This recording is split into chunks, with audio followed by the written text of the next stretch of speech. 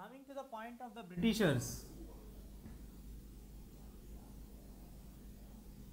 in British or in the United Kingdom, we have the party which is in power was the Conservatives. The Conservative Party. So the Conservative Party was headed by Winston Churchill. He was a key leader of the Conservative Party, or he was the Prime Minister of the Britain during that period, and he don't want to give any promise to any of the colonial country that we are going to give freedom as soon as the war is going to come to an end. And even they are not sure like what would be the result of the war, because in the initial periods of the World War II, Hitler's army was ranging in its high peaks. By the Mussolini's support, they were in a power of excellence and they could defeat even the Russian army at some point of time, and some of the British battalions were destroyed during his tenure. So as the period is going on, they are not in a condition that whether they are going to give promise that it would be sure or not, whether it could be assured they are going to give freedom for the Indians or no. So the leader Winston Churchill also never promised anything to be done regarding this issue of giving colonial freedom towards the Indians or any other nation in the British Empire, and they were very particular that they don't want to give or break their colonial empire at any cost. But at the same time, the rising anti-feeling towards the Conservative Party and the future elections, the party which may be expected to come is the Labour Party.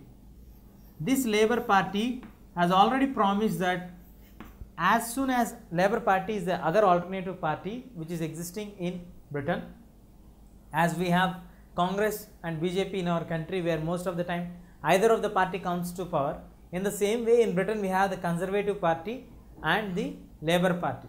So the Labour Party is the next alternative party which is going to come into power with the growing dissatisfaction against the people or the rulers of the Britain during that period. So the Conservative Party has already promised or made a statement that we will assure that we are going to give freedom for India as soon as the war puts to end.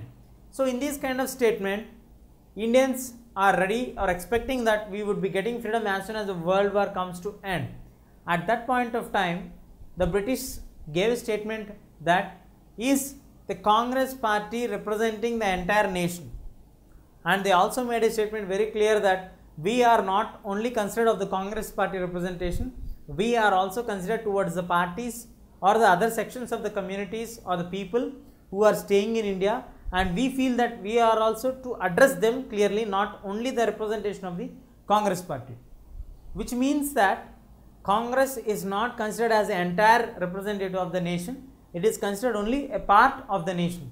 We have Muslims, we have the Sikh community. So their meaning is that they are going with the policy of the divide and rule policy, and their questioning is that is Congress truly a representative of the nation?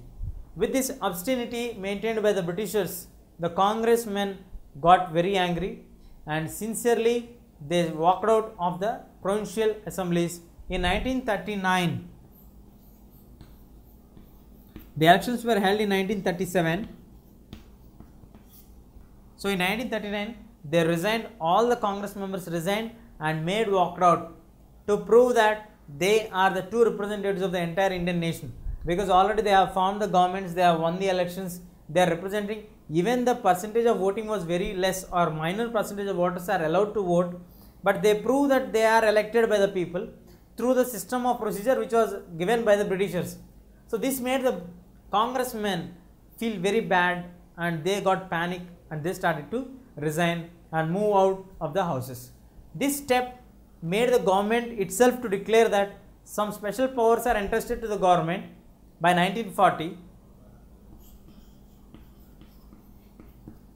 and according to these special powers, anybody can be arrested at any point of time and without prosecution can be kept in jail for many days, because the congressmen who came out of their powers, who resigned for their posts and walked out of the houses or the assemblies, started to organize many of the individual satyagrahas. These individual satyagrahas should be stopped by the Britishers because they could be the growing alarm against the British rule in the nation.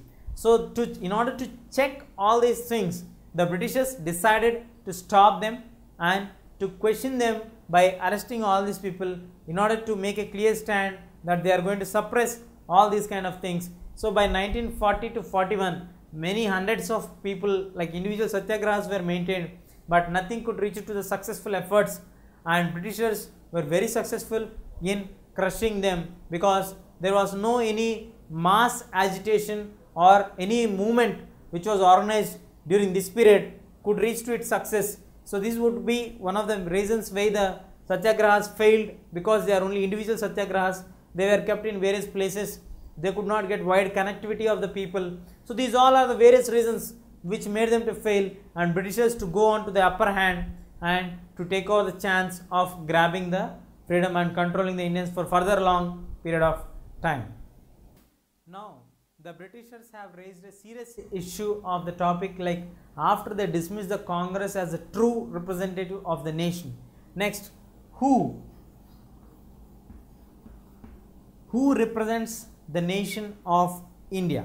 Who represents the people of our country? Like what are the basis for representation?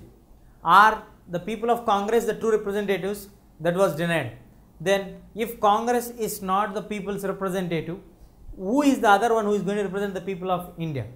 If Congress is representing the Hindus, then who is going to represent the Muslims?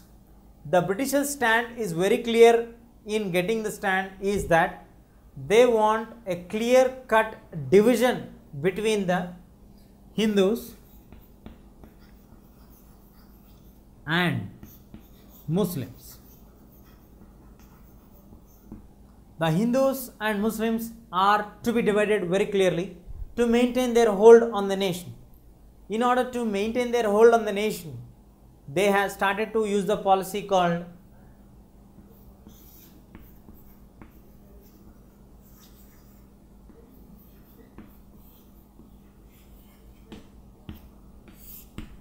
divide and rule.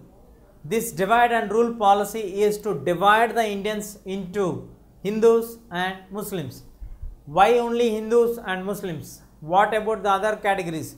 The majority of the Indians are Hindus and the minority community are Muslims. So in order to get a breakup in the unity of the Indians who are asking for the Indian independence together under the leadership of Mahatma Gandhi, so they started to put a pinpoint breakage for them to get a clear picture of division between the Hindus, like Hindus versus Muslims, so that they can come to a stand on any of the move which will be made either by the Hindus or by the Muslims. So once the Britishers came up with this policy, the leaders of the Muslims were escalated to move to the highest pitches, because Muhammad Ali Jinnah is famously known as M.A. Jinnah, started the party called Muslim League.